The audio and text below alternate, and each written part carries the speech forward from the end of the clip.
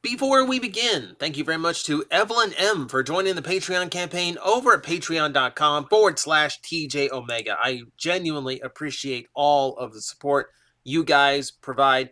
I cannot stress enough how much it keeps this channel afloat and keeps me going with the daily content. Thank you guys so much for it. Starting soon, I want to do a little bit more just before we can get some fun stuff done for my patrons toward the holidays. But also, once we roll over to the new year, I want to freshen up that campaign and start doing a lot more on there because I want to be able to, for what you guys are giving me in order to continue, I want to give you guys as much back as I can.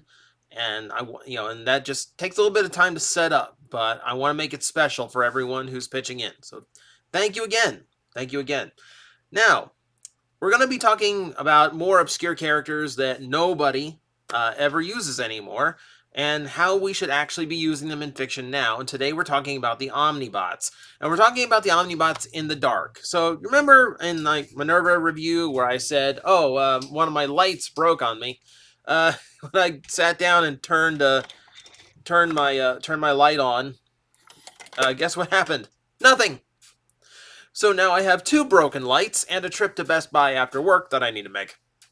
So yeah, I'm in the dark for this review, for this video, and I will rectify that soon. But for now, let's talk about characters who have been left in the dark. So what are the Omnibots? The Omnibots are a trio of Autobot cars that had a unique little function to them that made them stand out a little bit. They all had something akin to it, like a flight or combat mode. So something similar to like Trax, for instance. Like Trax is kind of like the grown-up version of an Omnibot. So they had this particular function to them that made them stand out, but the only way to obtain them was to mail order them. Back in the day, you clip some points off the back of the box, you mail off this little certificate, and then they mailed you a toy that you ordered. That was their like pre-Hasbro personal toy shop thing. Back when you did everything with catalogs and not online stores. Oh, the good old days of inconvenience. But this was the only way they were sold. A lot of toys were only sold that way. Power Dashers, Reflector, you could only get them through mail away. And most of them never made it into the show. Reflector only made it because they needed to bolster the Decepticon ranks. For the most part, the characters were left basically untouched. Even the Marvel comics that were required to use every Transformer they could skipped past them. Even Marvel UK that found ways of using the licensed molds like Whirl and Roadbuster in the Marvel UK comics. Those comics left out the Omnibots. So these are characters that were basically completely blank slates for 20 years until the source books released by Dreamwave finally gave some kind of profile personality to them. So that's all we really have to go on, and a little bit of fiction that we'll get into later that I think adds an interesting wrinkle that we can make some fun with. For starters, let's actually see what we are working with here. So for starters, we've got Overdrive, who is depicted as the leader of the Omnibots. You're dealing with a master strategist, cool but off-putting, and pretty much obsessed with winning over everything, no matter what the situation is. So kind of hot-headed, victory-oriented leader, typical like young leader type, I find. Eager to prove. So, that's interesting. That's different enough. It's different enough. We can work with something like that. Toy-wise, we didn't really see him much. Well, we didn't see any of the Omnibots much, but we did actually get an actual release for him. In Vinyl Tech, what we got as Windcharger was Overdrive in Japan, and that's where that original head sculpt comes from. This is intended to be a modern Overdrive, and it's the only time that some actual work and design went into making a brand new Omnibot. Everything else has just been repaint and potential. Potential being, there was a poll in Japan with a list of characters who hadn't gotten toys in a long time, basically saying, who do you want to see? And this was the concept they did for Overdrive. Obvious Universe 2 Prowl repaint. It didn't win. It didn't win. And expect to hear that again soon. Meanwhile, Downshift. Downshift is, let's see, very dedicated, but maybe a little bit too much so. Security agent and scout, and believes that you'll excuse me, I'm reading this off of TF Wiki because they know it better than I do. See, it also means, defending something doesn't just mean like keeping it safe, but going after those who would do harm to it before they can strike. So a very preemptive style of bodyguard. So we got some aggression in this team here. So, let's see. Toy-wise, the only time the only time we got a toy of him was G1. The same poll asked if you want to see a new Downshift, and they decided let's repaint Wheeljack, which is okay. It's not the best representation. You basically just looks like a naked Wheeljack. We could do better. I think we can do a little bit better. So that leaves us with Camshaft. And Camshaft is probably the most difficult to work with in this entire concept. See, he is tasked with covert operations, scouting, tracking. He does follow orders faithfully, but he's been on so many spy missions, he's super paranoid that people are spying on him. Okay, you've got a super paranoid guy in there too, which I think is a little bit weird, partnered with the two that are like, one is very victory oriented above all else, and the other one is like overly aggressive in his defenses. So you have a little bit of like clash between the group, but they are always depicted as a team, though they are very rarely depicted. Like, I want to point out, even IDW 1.0 relegated them to cameos. Think of the hundreds of characters they used across different Transformer universes. They made like Beast Machine, like they made Beast Machine's Tankor and Universe 2 Tankor coexist and be a buddy thing, like that. Like they worked things in like that, but even they had no room for the Omnibots. It's bizarre. Like here we are, like year one Transformers that you still could not actually use in any kind of fiction. It's weird. I should say year two. Mail away stuff took a little bit. So let's be correct about it. Toy-wise, he does technically have an alternator figure, but it's just a Prowl repaint, and the Prowl repaint that was originally supposed to be Red Alert. So, yeah, and really the repaint was originally supposed to be Blue Streak. The fact that it became Camshaft is just because of, again, a copyright problem, a trademark problem. So we can't actually have a brand new one there either. His proposed repaint was from Ironhide. They have to completely rework the vehicle because, frankly, his body type is so unique, there isn't any modern Transformer toy that shares it. He uses the windshield of a vehicle as his chest, but the orientation remains the same. It doesn't fold down into a chest like so many of the other Autobots do. It's one reason why it's so hard to do Omnibots, because if you do one, you got to do all three, and that one there stuck in the middle, he's got such a unique design, you can't do anything with him. You can't work with him. So, what can we do with these three? So, as we said, like, they've got some, so they're depicted technically in the fiction as, fictionally they're depicted as patrol agents. They speed through the highways and byways, and they cruise through the cities in order to find Decepticons hiding amongst the populace. They're basically the patrol side of Transformers. There's also a little bit of indication they might be the military contact in G1. So that would actually kind of explain how Autobots were abreast of certain situations, even though they never left the chamber. I know they have Sky Spy to explain that, but even like ground level stuff they become aware of. So it's, it isn't too hard to imagine that these three could have actually been amongst the Transformers in the original fiction without actually ever interacting with them directly. Their job might just not involve direct combat. But then again, if it does, you're dealing with three Autobots who have Well, let me double check. I was gonna say 3 Autobots with flight modes, but Camshaft does not. He's basically Camshaft was basically uh, a mask figure. Like he just has like full armaments. So maybe that's incorrect. Maybe that's incorrect. But still, you have this covert team that can attack on the spot, and you have you have a patrol idea. Okay, so fine. So they do the things that we are like behind the scenes in G1. We can work them in that way. However, I think there's something more interesting we can work with in order to create something a little bit more, I don't know, more spicy as far as like being like this brand new thing that we're creating in Transformers fiction. So this is one of the very few shots of any kind of fiction they had during the original Generation 1 run.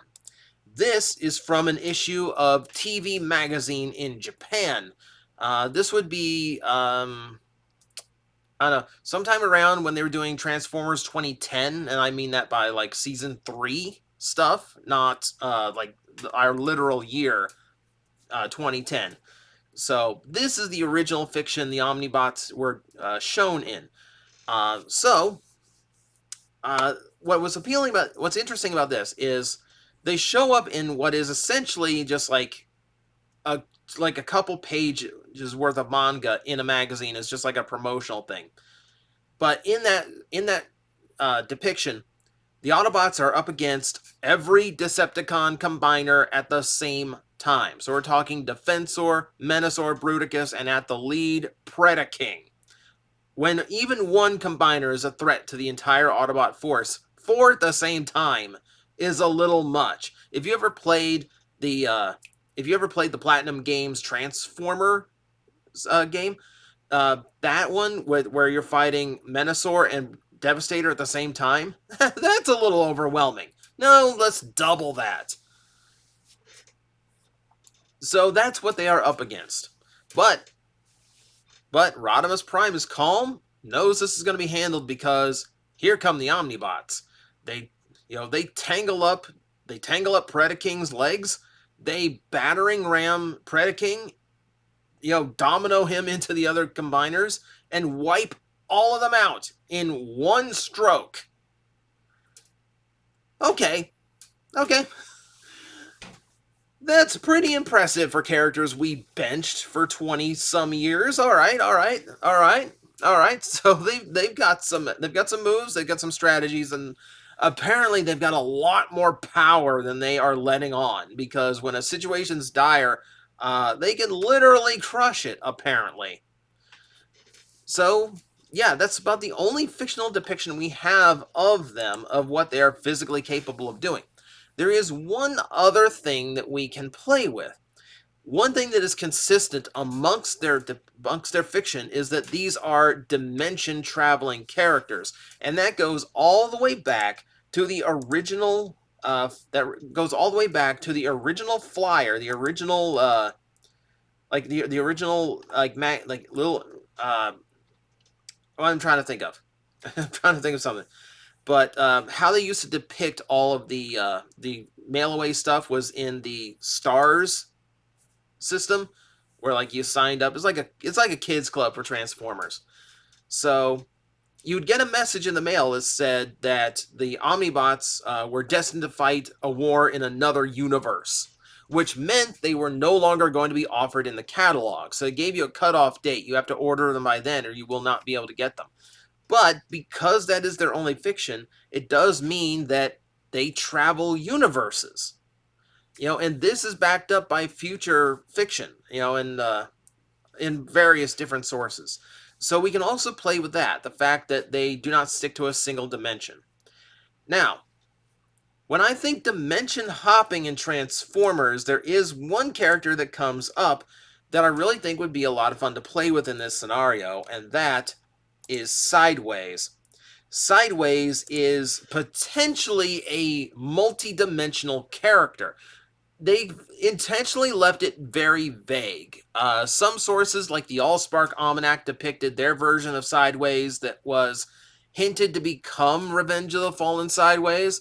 Other sources have things like Robot Master's Double Face, as like an actual version of Sideways, because of course he has the paint job, and that was a fiction where multiple universes came together. And here's Armada Sideways popping up in this new body with a slightly different name.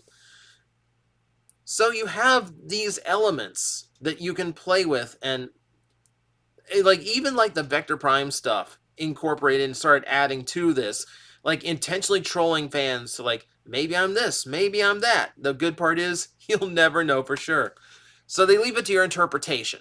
Is Sideways all one character, or is he just multiple treacherous Unicron linked characters across multiple fictions? That's for you to decide. But if we decide to use that, we can play it into the Omnibots' favor.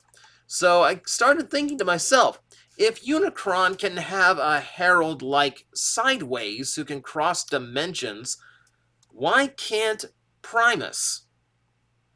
Why can't the Omnibots be? Why can't the Omnibots be the be the like basically like the scouts for Primus? You know, traveling through different dimensions, trying to find where Unicron is active, because Unicron is, by confirmation in multiple fictions, this multi-dimensional being. He does exist in multiple universes at the same time, and his consciousness travels from one to the other.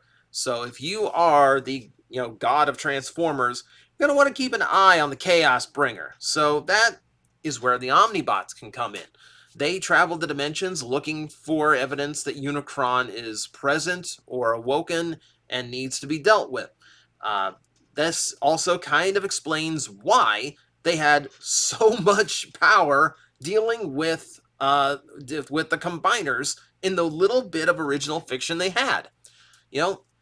In most times, yes, they're just like this decent team of Autobots you can count on in a pinch. In a crisis, though, they can show off incredible power that is far beyond what even the Autobot commanders were capable of. So that does kind of make me question, where does that come from? If they're heralds of Primus, that might actually explain a few things. And it does mean that they have something of a rival. You have Sideways, whose goal would be to deceive them, trick them, and hide the presence of Unicron in any particular universe, and they're the ones sniffing him out.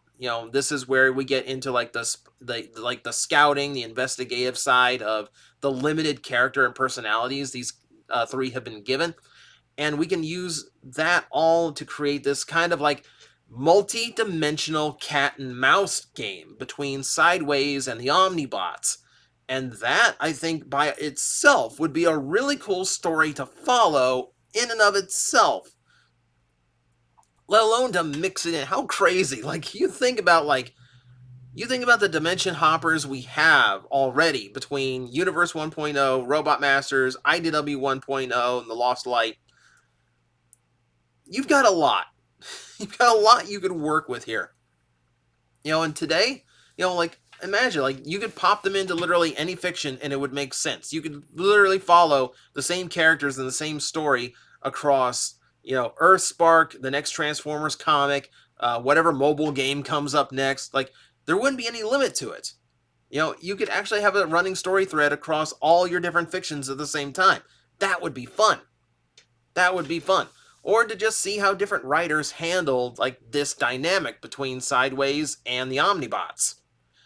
So that's where my head went, I think there's a tremendous amount of potential in just the little bits of story and nuggets that we have gotten. If you put them together in the right way, you could create something really magical. Because guess what? Of all the things Transformers has done, Heralds of Primus is not one of them. He's had the Children of Primus as a faction, but not specifically people who are like embodiments of Primus walking amongst Transformers.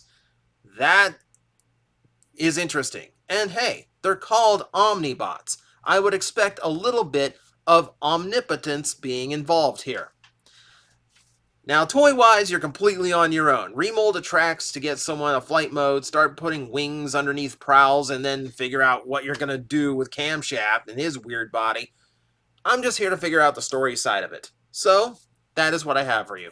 Thank you guys for watching. I hope you learned something from the history side of this, and I hope you enjoyed the story side of this. I keep meaning to do more like fictional story ramblings from time to time, more what ifs, more how to use these characters. But like I have so many options. I kind of like freeze up until one like really strikes me. And I really like this idea for the Omnibots. So I hope you enjoyed, and I'll see you next time. Guys, I am facing the most powerful enemy any YouTuber can face, the algorithm, and I need your help to defeat him. Hit the like button, hit the subscribe button, hit the notification bell, and leave a comment. Every time you do, we attack that algorithm and we drive it back until it can no longer defeat this channel. Thank you very much.